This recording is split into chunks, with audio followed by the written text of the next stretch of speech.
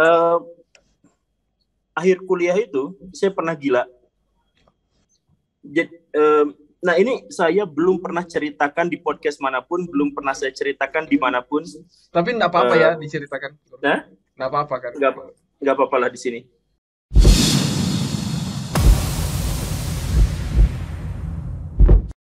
Halo semuanya, sudah merasakan berkat Tuhan di hari ini.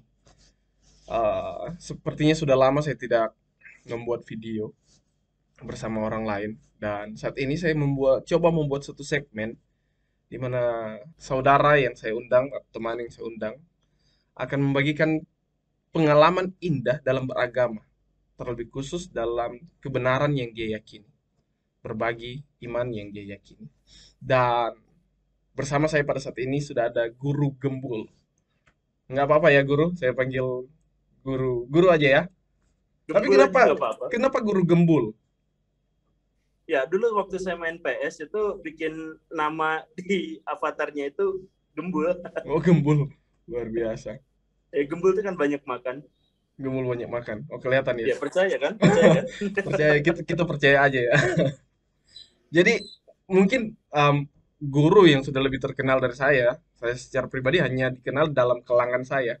Dan sudah pasti banyak orang yang sudah mengenal guru pada saat ini. Apalagi barusan beberapa minggu kemarin muncul di salah satu channel podcast yang terbesar di Indonesia bersama Pak Deddy Corbuzier. Luar biasa. Kelasnya berbeda. Saya sempat komen di situ kelasnya berbeda. Oh gitu. Dan Iya iya. terima kasih banyak Ya, guru boleh bersama-sama saya dengan pada saat ini. siap. Boleh. Guru orangnya sangat rendah hati. Saya bisa bersaksi bahwa guru orangnya rendah hati. Dan terima kasih untuk kesempatan ini. Jadi, kenapa saya mencoba membuat satu segmen ini? Karena seringnya saya melihat begitu banyak, eh, maaf, pemuka-pemuka agama yang sering menyatakan siapa yang salah, siapa yang benar. Yang saya yakini sebagai manusia, tidak ada satupun yang benar. Hanya Allah saja yang benar. Sehingga saya berpikir saat kita sama manusia saling menyalahkan siapa yang salah, siapa yang benar, eh, nggak tepat bagi saya pandangan pribadi. Karena itu bagi saya lebih baik kita ceritakan saja indahnya kita mengenal Tuhan atau kita mengenal Allah atau indahnya saat kita menjalani kebenaran yang kita yakini daripada kita memperdebatkan siapa yang salah siapa yang benar. Dan saya yakin orang yang bersungguh-sungguh mencari Tuhan, orang yang sungguh-sungguh mencari kebenaran, Tuhan akan biarkan mereka tersesat. Itu yang saya yakini. Dan semoga apa yang guru sampaikan pada saat ini boleh menjadi berkat bagi orang banyak. Ya guru ya. Ya Eh, semoga insya Allah. insya Allah. Kata-kata insya Allah artinya semoga Tuhan berkenan. Mungkin saya salah. Iya Iya kan? Semoga betul. Tuhan berkenan. Sebenarnya Di Kristen ada kan? di Kristen juga kita tidak boleh mengatakan, oh besok saya akan ke sini, saya akan ke sana. Kita harus mengatakan kalau Tuhan kehendaki. Kalau Tuhan Iya. kehendaki. Cuma kadangkala kita orang Kristen sering lupa untuk menyatakan demikian, mengatakan demikian. Jadi insya Iya. Allah. Iya. Guru, Ayo apa yang kita bahas? sebelum sebelum saya akan bertanya pada guru tentang pengalaman iman guru, tentang kebenaran yang guru yakini. Mungkin guru memang bukan pemuka agama ya, maksudnya bukan ustadz, bukan ya. Hmm. Dalam setahu saya guru adalah guru, Iya guru seorang honor. pengajar karena sudah dibilang di podcastnya Om Deddy ya. Tapi Iya. setiap saya melihat video dari channel di guru, ada banyak eh, statement-statement tentang keagamaan yang masuk bagi saya, masuk bagi saya. Seperti contohnya, saat kita mempelajari agama, kita tidak bisa mengesampingkan akal. Saya juga yakin itu. Saat kita menentukan agama kita itu sama dengan memilih pasangan bagi saya. Iya. Karena kan memilih pasangan ada orang yang bilang "Eh, sudah yang penting cinta aja, nggak Hmm. pikir eh, dampaknya, sudut pandang dari yang lain. Jadi dengan memilih agama pun statement guru yang saya ingat semua ilmu harus dipelajari dengan akal, bahkan ilmu agama pun. Benar ya, Guru? Ya, jadi Iya, itu dengan redaksi yang berbeda. dengan redaksi yang berbeda. Tapi poinnya seperti itu. Iya, Kalau poinnya seperti itu. Nah, saya ingin bertanya tentang ini, Guru. Statement Guru. Ilmu atau iman saat kita hanya mengikuti orang tua, kalau guru ingat, guru pernah sampaikan statement ini. Saya bacakan biar nggak salah. Iman yang hanya sekedar mengikuti orang tua adalah jahiliyah. Iya, Boleh boleh terangkan maksudnya? Karena rata-rata kita semua orang tua agama apa, kita ikuti agama itu. iya. Jadi agama itu sebenarnya ada beberapa dimensi. Ada agama sebagai formal, ada agama sebagai identitas kelompok, dan ada agama sebagai perwujudan dari iman. Hmm. Bagaimana kita untuk memahami dan mendeskripsikan Tuhan yang maha gaib itu dengan mengkoneksikan dengan imajinasi dan akal pikiran kita. Yang paling sering bikin keributan itu adalah agama sebagai identitas kelompok. Agama sebagai identitas kelompok inilah yang biasanya memicu perdebatan, bahkan juga memicu konflik. Karena apa? Karena identitas kelompok itu seringkali kalau misalkan berbenturan dengan yang lain itu dianggapnya sebagai persaingan. Jadi misalkan kita memahami kita sebagai warga negara Indonesia dengan warga negara Malaysia, misalkan itu biasa-biasa aja, tetapi Indonesia dengan Malaysia juga bisa memancing kerusuhan, kan? Oh, ternyata dia orang Malaysia yang suka ngebajak dan sebagainya, yaitu adalah agama sebagai itu adalah nasionalisme sebagai identitas komunal, sebagai identitas kelompok, dan itulah yang sebenarnya yang jadi masalah. Nah, saya pengen mengomentari yang pertama tadi itu bahwa manusia tidak mungkin benar, hanya Tuhan saja yang benar. Sebenarnya dalam alam pikiran saya kebenaran itu tunggal, kebenaran itu esa. Tetapi bentuknya ada gradasi, bentuknya itu bukan solid satu gitu, tetapi memanjang dari yang mutlak kebenarannya menjadi benar, menjadi agak benar, menjadi sampai ujungnya itu adalah kesalahan, dan manusia ada di rentang yang itu, sehingga mungkin saja manusia itu dalam perspektifnya sendiri, dalam pandangan yang lebih objektif itu bisa mencapai atau mendekati kebenaran. Jadi saya juga percaya pada bagian itu. Nah, bagaimana caranya agar menemukan kebenaran itu? Ya dengan akal pikiran, karena kalau tadi misalkan Baraya mengutip pendapat saya, itu sebenarnya diambil dari salah seorang ulama terkemuka di dunia Islam, namanya adalah Ibnu Taimiyah, yang dia mengatakan bahwa dia mengilustrasikan bahwa agama itu adalah cahaya, sedangkan matanya adalah ilmu pengetahuan, adalah akal kita. Iya. Jadi kalau misalkan agama itu cahaya memberikan kepada kita, tapi kita nggak punya mata atau kitanya merem, maka kita nggak akan bisa melihatnya. Jadi akal itu, agama itu, akal itu, ilmu pengetahuan itu digunakan untuk mencerap informasi-informasi atau pengalaman-pengalaman spiritual dalam bentuk agama yang seperti itu. Nah, jadi yang sebenarnya di sini seringkali menjadi masalah bukan agamanya sebenarnya, tetapi bagaimana cara kita melihatnya, bagaimana cara kita meleknya. Bagaimana cara kita menatap cahaya itu? Apakah dengan memicingkan mata atau dengan membelalakan sebesar-besarnya dan lain sebagainya. Nah, disinilah faktor bagi ilmu pengetahuan itu. Ketika akal dan ilmu pengetahuan itu digunakan untuk mencerap nilai-nilai ketuhanan, kemudian memahami agama dan sebagainya, maka semuanya akan baik-baik saja. Tetapi ketika agama itu disimak oleh orang-orang yang merem, yang nggak lihat, maka itu sebenarnya akan menjadi alat untuk mempertahankan kebodohan, alat untuk mempertahankan kejahatan. Kan yang paling mudah itu adalah kita berbuat jahat, kemudian agar kita tidak dimarahin sebagai orang jahat atau dicap sebagai orang jahat, maka kita menggunakan dalil-dalil agama. Jadi misalkan, dan banyak kan yang seperti itu. Saya pengen kaya mendadak nih, gimana? Ya nyamar jadi agamawan. Kalau misalkan yang di dunia Kristen ceramah bahwa saya pernah ke surga, pernah ke langit, nanti saya dapat perpuluhan dan sebagainya. Kalau yang orang-orang Islam kemudian kayak Gus Samsudin bikin pengobatan pakai yang dan sebagainya. Di Kristen, kan sebenarnya cara-cara pun ada penyembuhan loh. Apa? Di Kristen pun ada penyembuhan seperti itu. Ada, tentu saja di setiap agama itu punya penyembuhan yang seperti itu, dan kita tidak, saya juga nggak akan menafikan itu. Maksudnya saya tidak akan menutup kemungkinan bahwa itu tidak akan pernah terjadi. Ya, saya percaya bahwa ada orang-orang yang seperti itu. Saya percaya ada orang-orang yang memiliki kemampuan yang luar biasa dalam beberapa hal atau dalam kedekatannya dengan Tuhan. dan sebagainya, saya percaya itu. Tetapi di dunia modern itu ada lebih banyak penipu daripada yang sesungguhnya. Dan orang-orang yang menipu dengan orang yang tidak itu tidak bisa dipilah, tidak bisa dipisahkan kecuali dengan ilmu pengetahuan, kecuali dengan akal yang sehat. Begitu. Nah, saya percaya di dunia Kristen dan di dunia Islam ada teks yang sama, bahwa di akhir zaman, mendekati zaman yang akhir itu, mendekati kiamat itu penipu-penipu itu mungkin banyak. Iya. Orang yang Banyak mengatasnamakan nabi-nabi Tuhan palsu, itu, kalau kita dikatakan nabi-nabi palsu. Ya, yang nabi-nabi palsu yang di orang Islam itu disebutnya sebagai ulama-ulama jahat gitu, yang disebutnya anjing-anjing neraka, yang bahkan lebih buruk, makhluk-makhluk paling buruk di alam semesta. Iya. Nah, itu banyak, bakal banyak seperti itu. Dan bagaimana cara kita membedakannya? Cara kita membedakannya sebenarnya adalah gini nih.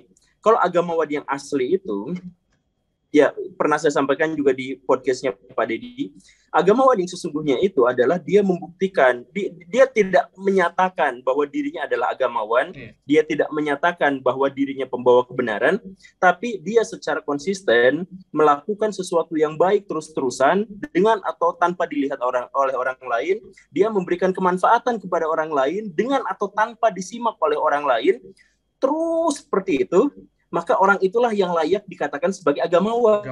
Tetapi karena orang-orang zaman sekarang itu susah sekali untuk melihat hal yang seperti itu, karena nyarinya yang praktis, maka orang-orang akan nyari yang praktis, yang siapa aja yang ngaku, maka dia akan diakui sebagai pemuka agama. Meskipun kehidupannya tak mencerminkan. Iya. Jadi misalkan gini, saya sederhanakan begini.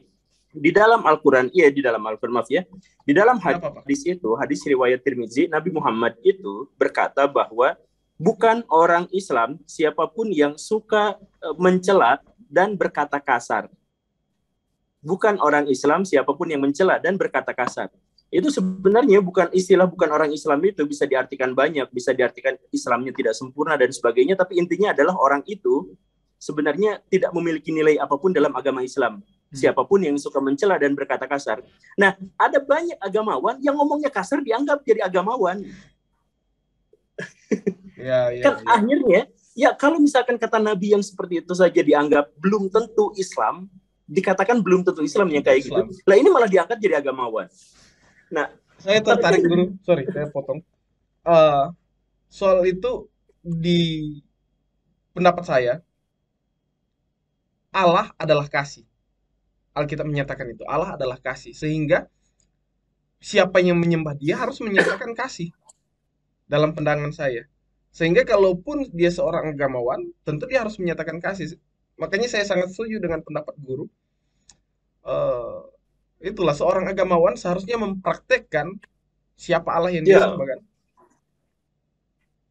Ya, karena simbol dari agama itu bukan gambar. Kalau Kristen itu simbol agamanya itu bukan salibnya, tapi kelakuan umat beragamanya. Orang Islam juga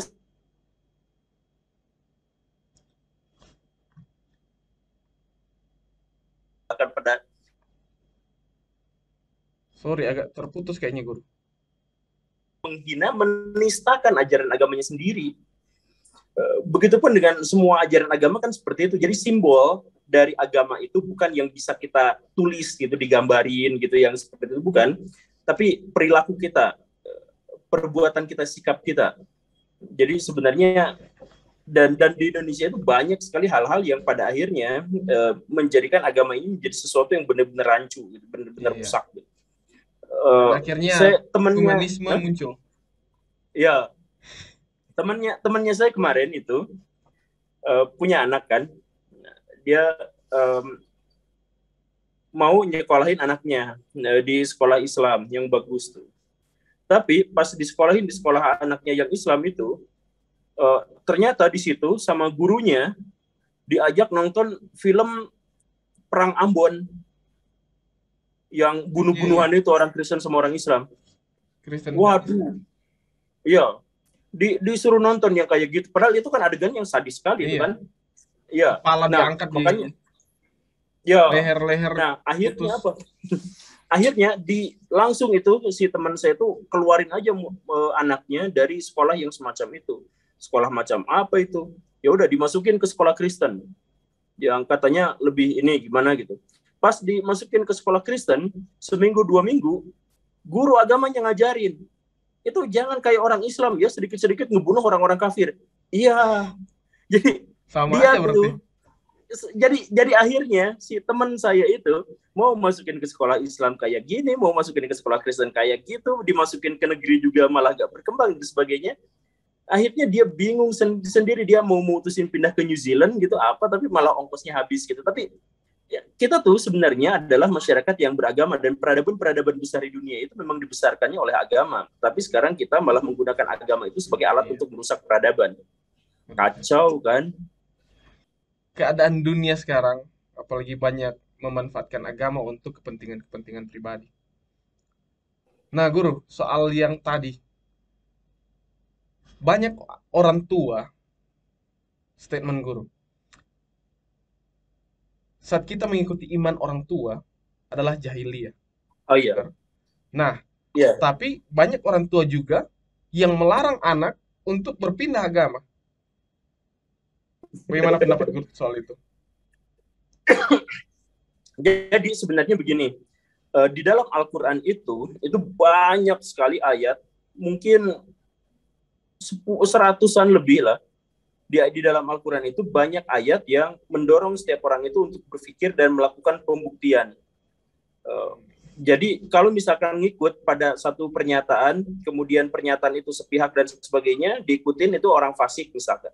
Dan lain sebagainya, itu banyak yang seperti itu. Sehingga ketika ada orang yang saya beriman, kenapa beriman tapi dia tidak bertanya, maka itu disebutkannya jangan kayak orang-orang jahiliyah yang ketika mereka diberikan petunjuk dari Tuhan, mereka malah mengatakan, ini kan agama dari bapak kami, ini agama dari ibu kami. Nah, itu karakteristik orang-orang jahiliyah, itu disebutkannya seperti itu. Makanya di dalam Islam itu diwajibkan untuk melakukan pencarian, sama seperti yang dilakukan oleh Ibrahim atau Abraham di dunia Kristen.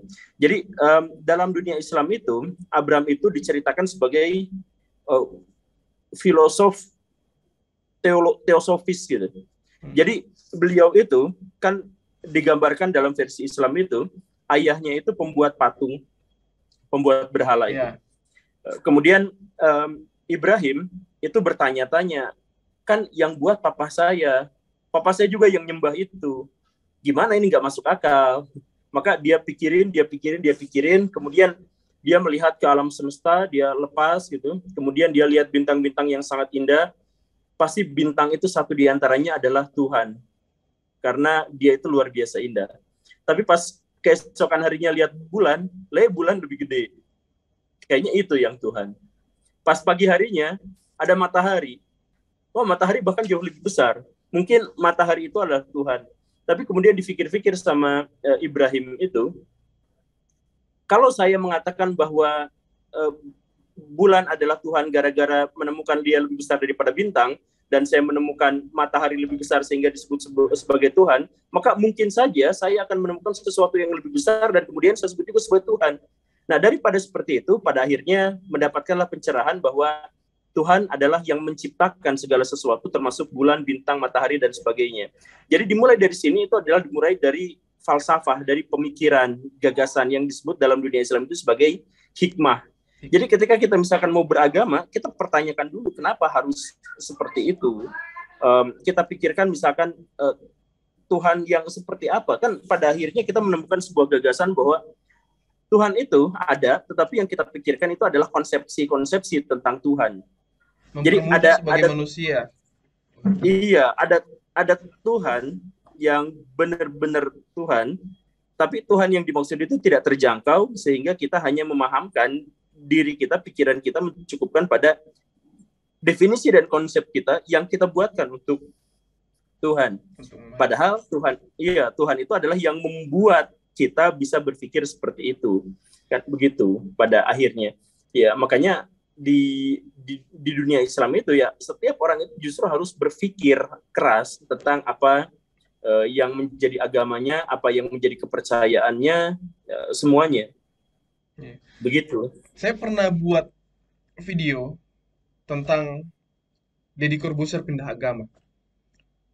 Karena waktu itu saya sempat lihat ketika dia berpindah agama, banyak yang eh, bahkan pemuka-pemuka agama mengatakan dia murtad dan lain-lain. Tapi bagi Iya, saya pendeta. begini,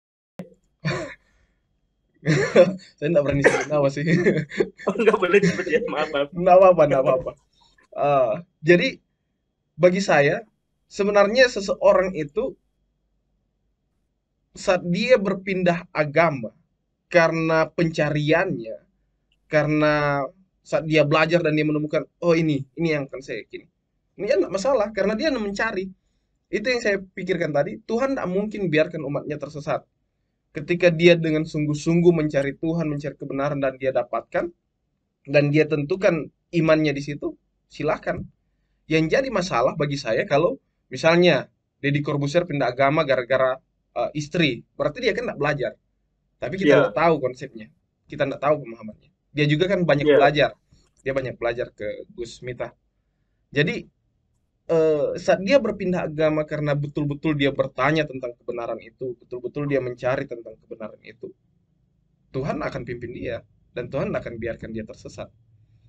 iya. Itu yang saya karena itu saat guru sampaikan ini betul juga ya. Jadi semua itu harus dengan logika saat kita menentukan agama, bukan hanya sekedar ikut-ikutan. Luar biasa. Jadi saya berpikir bahwa em, misteri itu ada di ujung pengetahuan kita. Jadi jadi kalau misalkan ada sesuatu yang masih bisa dipecahkan oleh akal pikiran, Akal ya pikiran. kita gunakan akal pikiran itu. Nah, kalau udah benar-benar mentok, udah gak bisa apa-apa, baru kita sebut itu adalah mujizat atau keajaiban Ilahi. atau karya ilahi dan lain sebagainya. Iya. Nah, jangan sampai dibalik. Ada sulap kecil-kecilan. Sebenarnya itu bisa dijelaskan secara logika, tetapi kemudian gak usah dijelaskan secara logika karena ini adalah alam spiritual dan lain Iya. sebagainya. Ya berarti spiritual itu ditempatkan di bawah logika dan akhirnya spiritual itu berbenturan dengan logika. Iya. Ketika spiritual dan agama itu berbenturan dengan logika, di sanalah sebuah peradaban itu hancur. Karena agama itu tempatnya ada pada ranah di mana kita tidak mungkin lagi bisa menjangkau itu. Ada statement guru juga yang mengatakan, ah, beragama atau beribadah bukan lagi karena takut neraka atau rindu akan surga, melainkan karena kita mencintai tabiatnya Allah. Saya senang Ya, sekali dengan statement tersebut. Jadi kadangkala orang beragama cuma untuk mencari surga, neraka, cari kesenangan. Banyak orang yang ikut, misalnya contoh ke gereja. Karena di gereja itu dia mendapatkan berkat, dia mendapatkan ini, dia mendapatkan itu. Kita lupa bahwa beragama itu sebenarnya tujuan kita adalah mencari Tuhan dan menikmati indahnya tabiatnya. ya. Itu yang saya sampaikan itu sebenarnya adalah sebuah puisi puisi dari seorang ulama wanita terkemuka di dunia Islam, namanya adalah Rabi'ah Al-Adawiyah. Jadi Hmm. Rabi'ah Al-Adawiyah itu adalah orang yang um, dia benar-benar merasakan kedekatan dengan Tuhan sampai dia katakan, seandainya saya masuk neraka gak jadi masalah, asal saya bisa bercengkrama dengan Tuhan. Jadi surga dan neraka itu bukan sesuatu yang final dan saya gak jadi masalah dan saya gak takut dengan itu semua. Bahkan kemudian generasi-generasi sesudahnya, pelanjut dari gagasan pemikirannya itu, diantaranya adalah Abu Yazid Al-Bustami, itu setiap hari berdoa dengan doa yang sangat lancang. Doanya itu adalah, ya Tuhan, masukkan saya ke neraka. Masukkan saya ke neraka, besarkan tubuh saya di neraka, sampai neraka penuh oleh tubuh saya dan tidak ada lagi orang yang bisa masuk ke neraka karena sudah penuh sama badan saya. Jadi dia siap menanggung dosa dari seluruh manusia sebelum dan sesudah dia ada di bumi, karena yang paling penting baginya bukan surga atau neraka, yang paling penting itu adalah bagaimana dia merasakan keintiman berdekatan dengan Tuhan. Jadi pikiran-pikiran semacam inilah yang kemudian memunculkan gagasan yang lebih imanen gitu, bahwa ketika kita merasakan Tuhan itu sampai batas itu, Tuhan itu adalah imajinatif sampai batas itu. Tetapi kemudian ketika kita merasakan cinta dengan Tuhan, disitulah kita akhirnya sadar bahwa Sang Pecinta dan yang dicintai dan cinta itu sendiri sebenarnya adalah satu. Saya belum tangkap. Hah? Sang Coba. Pecinta, yang dicintai, dan cinta itu sebenarnya adalah satu. Jadi maksud satu itu bukan menganggap bahwa diri kita itu jadi Tuhan atau apa, tapi bukan berarti kita adalah yang mencintai dan Tuhan yang dicintai, bukan seperti itu. Tetapi ketika kita sudah memahami hal yang seperti itu, kita tuh benar-benar lebur, benar-benar hilang, benar-benar segala konseptual, segala definisi, segala aku, kamu, ruang, waktu, dan sebagainya itu udah benar-benar hilang gitu. Semuanya udah gak bisa terjelaskan dengan hal-hal yang semacam itu. Nah, sama seperti yang dikemukakan oleh seorang siapa saya lupa namanya, seorang biksu Buddha yang mengatakan bahwa cara terbaik agar kita paham bahwa kita benar-benar sadar adalah bahwa kita tidak bisa mendefinisikan kesadaran itu. Jadi banyak orang-orang zaman sekarang itu yang berkata, kamu bahkan belum ngerti apa-apa misalkan tentang iman, tentang ini, kamu gak ngerti apa-apa. Nah, kata pendeta Buddha itu, kata seorang biksu Buddha itu, justru iman tertinggi itu adalah ketika kita sampai tidak mampu mendefinisikannya. Karena itu sudah sepenuhnya di luar konseptual, di luar definisi, di luar nalar, bahkan di luar imajinasi kita. Kita hanya bisa merasakan, tetapi kita gak tahu itu gitu. Makanya balik lagi ke Rabi'ah yang tadi itu, ke Rabi'ah Al-Adawiyah, dia itu pernah mendengar seorang muslim yang taat, ada muslim yang taat banget, terus dia tuh berdoa terus kepada Tuhan, minta begini, minta begini, minta begini, minta begini, dan sebagainya. Terus si muslim yang taat itu laporan kepada gurunya, guru, kenapa Tuhan tidak mengabulkan doa saya? Kata si guru mengatakan, kamu berdoa aja terus, karena kalau kamu ketuk pintu rumah orang lain terus-terusan, maka cepat atau lambat pintu itu akan dibukakan untuk kamu. Kata si guru ngajinya gitu. Rabi'ah Al-Adawiyah pada waktu itu protes keras. Woi guru ngaji, kenapa kamu mengatakan bahwa pintu itu akan dibuka? Sejak kapan pintu itu tertutup? Tuhan itu selalu membuka. Tuhan itu selalu membuka petunjuknya untuk kita, selalu ada bersama kita, ada di sini bersama kita. Cuman kitanya aja kan yang nggak sadar gitu. Jadi kita tuh menganggapnya nanti cepat atau lambat kalau kita ketuk pintu terus nanti pintunya akan terbuka. Ya pertanyaannya adalah sejak kapan pintu itu ditutup? Pintu Tuhan itu selalu terbuka. Selalu terbuka. Di Kristen malahan dikatakan sebenarnya bukan kita yang harus mengetuk pintu Tuhan, tapi Tuhan yang sementara mengetuk pintu hati kita supaya dia bisa masuk dalam kehidupan kita. Jadi bukan dia yang menutup, tapi sebenarnya diri kita sendiri yang menutup Tuhan itu. Maaf ya batu-batu. Nggak apa-apa guru, semoga cepat sembuh. Bagi saya secara pribadi, saya tidak bisa menceritakan bagaimana Yesus itu selama saya tidak pernah merasakan indahnya hidup bersama dia. Jadi saya tidak bisa menceritakan bagaimana Allah itu, sedangkan saya sendiri tidak pernah mengalami indahnya menyembah dia. Guru, pernahkah mengalami pengalaman yang indah seperti itu? Dan sekiranya mungkin boleh menjadi kesaksian untuk semua yang mendengarkan. Saya nggak tahu apakah ini cerita yang paling indah untuk guru. Yang paling ya? Indah untuk guru, begini, indah dalam pandangan guru tidak tentu indah dalam pandangan saya, tapi itulah yang guru rasakan yang membuat guru bertambah yakin tentang kebenaran atau iman yang guru yakini saat ini. Akhir kuliah itu saya pernah gila. Gila? Iya, akhir kuliah. Sebelum masuk ke situ, guru berapa jam waktu guru untuk baca buku setiap hari? Baca buku, jurnal, apapun. Ya nggak tahu lah, nggak ada ketentuannya. Kebanyakan sekarang saya habiskan waktu untuk masuk ke bayi. Saya punya bayi 2. Tapi selalu dihabiskan setiap hari untuk membaca. Iya, seperlunya aja sih. Kalau lagi pengen aja. Karena bagi saya ilmu itu hanya didapatkan saat dia mau terus-terus belajar, dan semakin dia banyak membaca, semakin banyak ilmu yang dia dapatkan. Dan Iya, saya yakin tentu guru saja. ya lanjut. Lanjut yang mana saya tadi lupa. Sempat Apa sempat sih? gila, sempat gila. Saya terpikir mungkin guru sempat gila mungkin karena terlalu Oh terlalu iya iya banyak iya iya belajar, iya. terlalu banyak membaca. Ya, jadi enggak, saya enggak. Nah ini saya belum pernah ceritakan di podcast manapun, belum pernah saya ceritakan dimanapun. Tapi enggak apa-apa ya Uh, diceritakan. nah, Enggak apa-apa kan? enggak apa-apa lah di sini. Terima kasih. Jadi saya gini, um, ada pengalaman yang aneh waktu dulu tuh. Jadi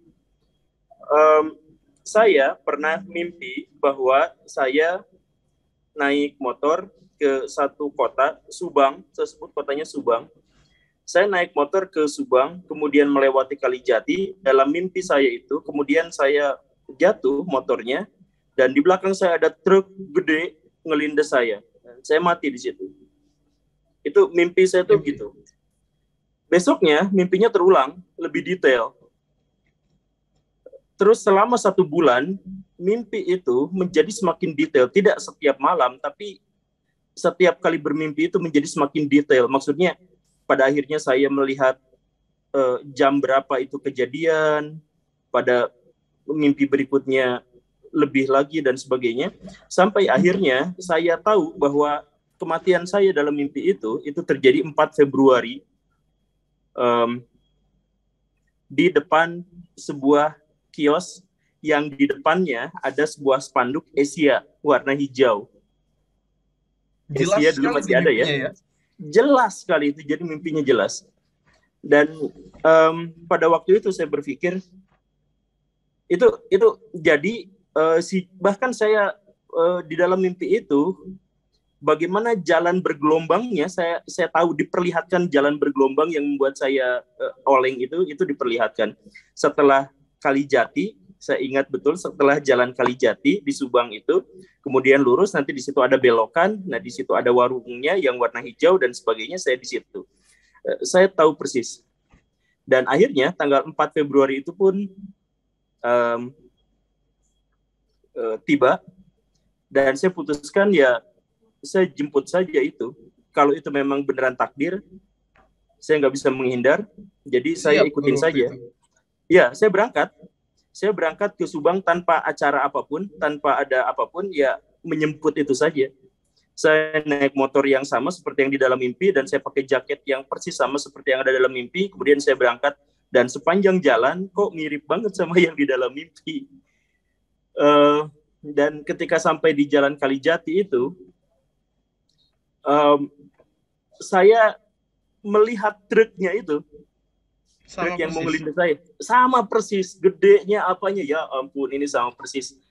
Karena itu kan di depan saya, itu si truk itu di depan saya. Karena saya pikir bahwa saya harus dilindas sama truk itu, berarti saya harus menyusul dia ke depan. Nyusullah saya sampai di kios yang ternyata ada. Sebelumnya saya belum survei ke sana, tapi ternyata ada kiosnya di situ, persis sama warnanya hijau. Ya ampun, ini mah udah bener-bener, berarti ya udah aja pasrah di situ lah.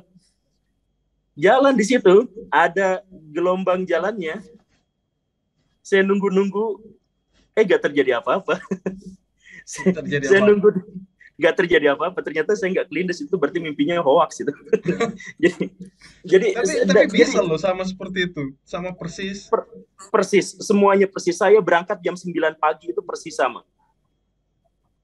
Jadi pas mau berangkat saya lihat jam dulu, kemudian berangkat itu persis sama, semuanya yang digambarkan dalam mimpi itu persis sama. Mengikuti skenario mimpi ya? Iya, yang ngikutin skenario mimpi, tapi ada beberapa yang tidak mungkin saya atur, diantaranya adalah truk besar itu nggak saya atur. Dan jalan bergelombang di situ itu saya belum pernah survei sebelumnya. Jadi ngikut aja, tapi nggak terjadi apa-apa. Ya udahlah, ya udah kalau gitu, udah 1/4 jam di situ nunggu, nggak ada apa-apa, saya pulang. Dan kehujanan, dan di situ teman saya marah-marah karena pernikahannya saya diundang tapi saya nggak datang. Karena pada waktu itu kematian. Iya, karena ya saya harus prioritaskan takdir, itulah istilahnya, Mas. Tapi setelah kejadian itu mulai saya mulai merasakan sesuatu yang benar-benar sampai sekarang itu tidak bisa terulang lagi. Tapi saya tuh nangis terus sebulan berikutnya itu saya tuh nangis terus. Waktu dulu tuh masih zaman SMS, belum zaman WA gitu ya. Saya tuh menghabiskan pulsa saya itu untuk SMS teman-teman saya, untuk saya tuh minta dibunuh dengan cara yang paling menyakitkan dan lain sebagainya. Dan saya tuh benar-benar pada waktu itu gila gitu. Jadi gila secara harfiah, gila. Jadi saya tuh nangis terus di sana tuh. Nangis terus. Jadi saya tuh merasakan ketika saya misalkan ada di jalanan, di kanan kiri ada pohon, di situ terdengar suara subhanallah, subhanallah. Daun-daun itu berzikir, itu saya benar-benar ngerasain. Ketika saya lihat ikan di kolam, itu subhanallah, subhanallah, itu benar-benar bikin kepala saya itu benar-benar mau pecah gitu, karena saya mendengar semua zikir itu masuk ke pikiran saya. Ya, dan ketika pada akhirnya pernah satu kali di akhir pengalaman itu saya sholat Isya sendirian di rumah. Nah, pas sholat Isya itu, pas saya sujud, saya merasa di depan saya tuh ada Tuhan. Jadi saya takut bangun, karena kalau takut nanti ngelihat apa saya kuat atau enggak gitu. Jadi saya sujud aja di situ, nangisnya nggak berhenti itu. Sampai berapa jam itu saya sujud karena takut merasa di depan itu ada Tuhan. Ya kan, dalam pandangan orang Islam itu Tuhan itu nggak bisa dilihat dan nggak bisa digambarkan. Saya juga nggak bisa melihat dan nggak bisa menggambarkan, tapi saya percaya dengan sepenuh hati bahwa kalau saya bangun itu saya bakal melihat. Makanya ya saya nangis aja di situ, nggak beres-beres. Ya selama beberapa jam atau sekitar 1 jam. Ya setelah itu ya bangun dan tidak terjadi apa-apa. Tidak terjadi apa-apa lagi. Tapi di situ tiba-tiba ada muncul sebuah komitmen bahwa ada sebuah pertanyaan yang tiba-tiba terlintas dalam pikiran saya, dan kemudian saya jawab pada waktu itu juga. Pertanyaannya adalah, kalau kamu mau mati sekarang, masuk surga. Tapi kalau kamu mau hidup untuk membuka pikiran orang, menyelamatkan lebih banyak orang, maka kamu bisa, tapi kamu belum tentu masuk surga. Pilih mau mati sekarang tapi masuk surga, atau mau matinya nanti dengan dikasih misi untuk memberikan pencerahan atau yang semacam itu, menyelamatkan manusia, bla bla bla bla bla, tapi nanti endingnya kamu belum tentu masuk surga. Saya nggak tahu kenapa saya milih yang kedua itu, padahal pengennya masuk surga aja kan. Tapi saya milih yang kedua itu, dan sesudah itu gila saya sembuh, dan saya nakal lagi, biasa lagi ya, kayak sekarang lagi, kayak gitu lagi dan sebagainya. Tapi itu adalah pengalaman, itu benar-benar pengalaman yang membekas sampai sekarang. Dan saya merasa punya visi hidup bahwa saya memang harus jadi berkat. Ya, saya harus memberikan keselamatan kepada sebanyak mungkin orang. Ya, begitulah kurang lebih. Apa? Keselamatan dalam hal? Tidak ada penjelasan di situ, dan soal keselamatan di akhirat itu saya tidak pernah tahu, tapi intinya adalah saya harus memberikan keselamatan kepada sebanyak mungkin orang. Islam sendiri secara definitif itu kan sebenarnya adalah agama yang membawa kepada keselamatan, sebenarnya secara definitif begitu. Ya, kalau ditanya pengalaman spiritual, ya itu mungkin. Luar biasa. Tapi sempat saya nggak bilang-bilang ya. Sempat masuk bahkan rumah orang sakit. Tua saya nggak tahu ini. Oh, orang tua nggak tahu. Oh, berarti nggak sempat masuk rumah sakit ya? Apa? Nggak sempat masuk rumah sakit?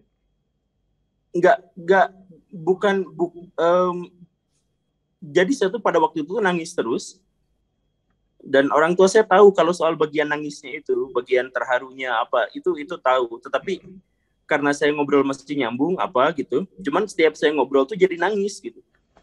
Pada waktu itu tuh seperti depresi gitu ya? Enggak, sama sekali gak depresi. Saya terharu gitu. Jadi terharu. Jadi gini, saya pernah dikasih buku LKS, buku bekas. Itu nangis. Jadi dulu tuh saya tuh kan ya mahasiswa lah ya, duitnya kurang gitu. Jadi saya tuh pengen beli buku baru tapi nggak kesampaian. Terus ada temen yang ngasih saya buku, ya udah itu saya punya buku rongsokan, buku LKS SMA yang tipis-tipis itu LKS ya. Iya, iya, iya. Saya baca, tetap di situ banyak pengetahuannya kan.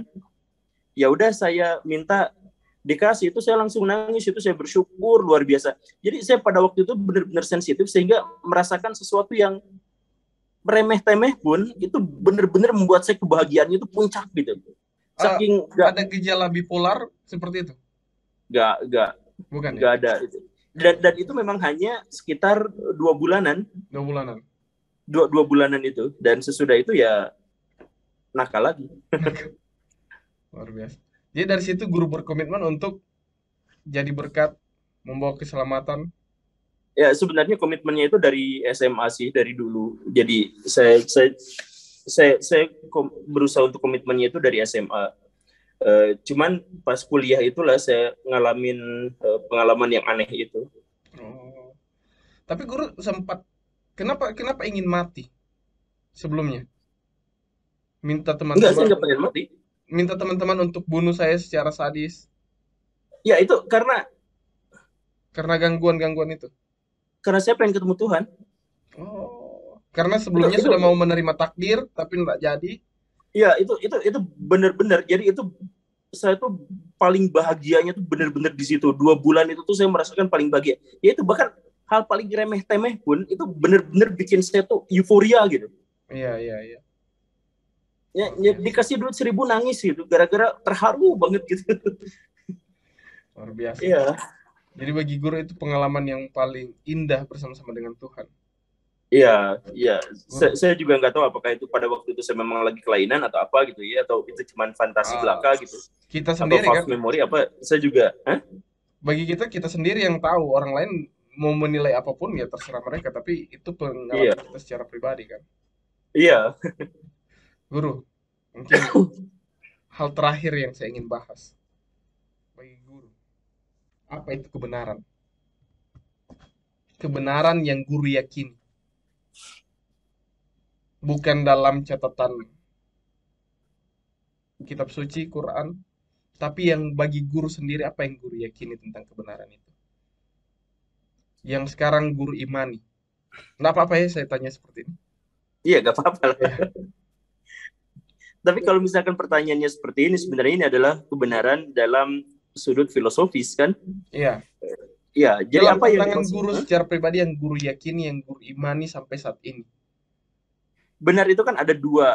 Jadi bahasa Indonesia itu sebenarnya kurang lengkap. Jadi benar itu dalam bahasa Indonesia itu ada dua arti. Yang pertama itu adalah benar dalam artian seharusnya seperti itu, atau yang kedua benar pada kenyataannya adalah Benar seperti pada itu. kenyataan.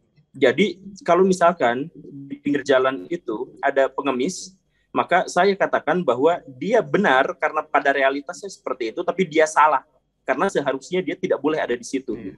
Nah, jadi kalau misalkan pertanyaannya adalah kebenaran itu seperti apa, maka kebenaran itu sebenarnya sesuatu yang seharusnya ada dan sesuatu yang memang benar-benar ada. Nah, itu yang dimaksud dengan benar. Tetapi sebenarnya kebenaran itu bukan bagian kita, karena kebenaran kita itu sebagai manusia itu dibatasi oleh indrawi kita. Dan indrawi kita itu sebenarnya ngaco dalam banyak hal. Jadi Iya, misalkan ketika kita melihat pesawat terbang, kita melihat pesawat itu kecil, padahal sebenarnya besar. besar. Jadi sebenarnya dalam konteks itu mata kita itu dibohongin oleh jarak. Yang dengan demikian adalah bahwa mata itu dan indrawi yang lain sebenarnya tidak terpercaya karena dia dibohongin dan dibatasi oleh hal-hal yang lain. Begitu. Nah, jadi kebenaran itu, tapi kebenaran itu hanya sebatas itulah yang diberikan kepada kita. Kewajiban kita Iya, untuk benar itu hanya pada saat di situ saja. Sedangkan kebenaran yang sesungguhnya itu adalah kebenaran yang tidak mungkin bisa kita klaim kita capai. karena sebagai manusia ya kita terikat pada sistem indrawi kita terhadap naluri kita dan sebagainya. Jadi kita hanya berusaha untuk menjadi benar secara ideal, maksudnya kita diharapkan melakukan hal yang benar seperti itu, dan kita tidak usah memikirkan hal-hal yang di luar itu. Itu Iya. bukan bagian kita. Mungkin saya perdalam pertanyaannya. Bagi guru apa itu keselamatan? Secara Apakah definitif, surga yang kita janji-janjikan, yang dijanjikan kepada semua agama? Saya tidak berpikir hanya Islam yang dijanjikan surga, Kristen pun dijanjikan surga. Tapi bagi guru sendiri apa itu keselamatan? yang dimaksud dengan keselamatan itu adalah bahwa kita tidak hidup dalam penderitaan di dunia dan di Iya. akhirat. Berarti di dunia pun Jadi, kita bisa mendapatkan keselamatan ya. Sementara di dunia pun kita bisa memperoleh keselamatan itu. ya tentu saja. Dan orang Sunda itu orang yang suka selamat. Orang Sunda orang yang suka selamat. Iya, orang Sunda itu orang yang dilimpahi keselamatan yang luar biasa gitu. Jadi tetangga saya misalkan kelindas mobil patah kakinya, dia masih berkata, untung cuma satu yang patah gitu. Dia masih bilang seperti itu. Ada yang lain yang patahnya kakinya dua, untung masih hidup kayak gitu. Iya, itu kan berarti fisiknya nggak selamat, tetapi dia mentalitasnya, Mentalitasnya pikirannya itu dia selamat. masih selamat. Dia Iya. diberkahi dengan keselamatan itu. Iya, surga itu sebenarnya adalah dalam tanda kutip ya, surga itu sebenarnya adalah iming-iming untuk orang-orang yang ingin mendapatkannya. Dan untuk orang yang ingin mendapatkannya, maka dia harus melakukan hal-hal yang baik. Tetapi kalau misalkan kita melihat dari kacamata kausalitas, maka sebenarnya setiap hal kita melakukan kebaikan itu pasti akan menghasilkan surga. Iya. Jadi jadi ini kausalitas sederhananya aja lah ya. Kalau misalkan um, kita berbuat baik kepada orang tua, maka orang tua akan menghargai kita dan memberikan kepada kita lebih banyak kesempatan atau akses untuk belajar, misalkan seperti itu. Nah, itu kan sebenarnya adalah kalau kita berbuat baik, kita akan mendapatkan langsung faedahnya. Kan seperti itu. Jadi ada surga sebagai iming-iming, tetapi ada surga juga sebagai konsekuensi logis dari apa yang kita perbuat. Dalam kehidupan sehari-hari. Ya, Luar biasa. Guru, terima kasih yuk. sudah mau 1 jam ini. Dan mungkin terakhir, statement terakhir atau pelajaran terakhir yang guru ingin bagikan kepada semua pendengar. Apa saja? Terakhir, Pelajaran yang boleh menjadi berkat bagi orang-orang yang mendengar tentang indahnya beragama itu.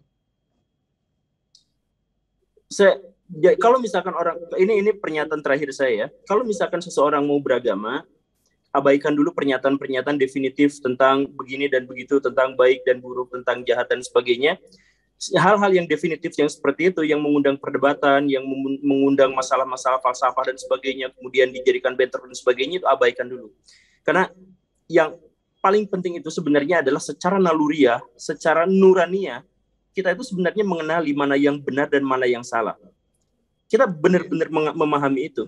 Yang kemudian membuat kita kacau itu adalah ketika nafsu kita, kemudian perasaan kita, ego kita, dan sebagainya ikut campur di situ. Jadi seandainya manusia itu gak punya akal pikiran, seandainya manusia itu tidak memiliki pengetahuan, dia akan selamat kalau dia tidak mengikuti hawa nafsunya.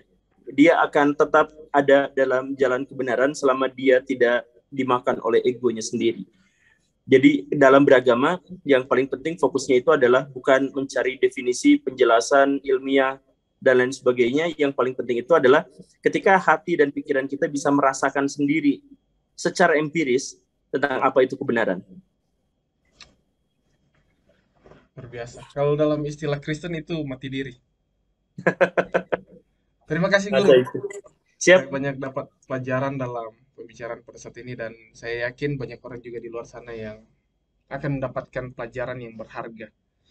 Dan terima kasih untuk waktunya. Sekali lagi untuk kita semua, biarlah apa yang kita bicarakan pada saat ini boleh menjadi berkat dan tetaplah meyakini bahwa Allah mengasihi.